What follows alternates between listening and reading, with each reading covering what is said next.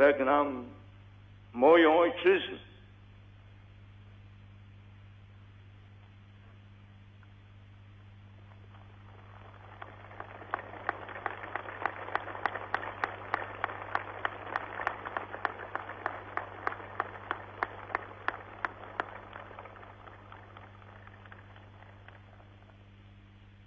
Życzę wszelkiego dobra, wszelkiej pomyślności,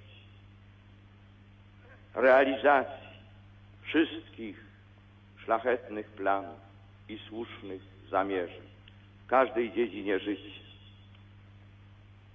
Na odchodnym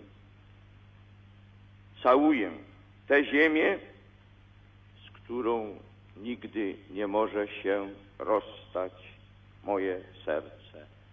Niech was błogosławi Bóg Wszechmogący, Ojciec i Syn i Duch Święty.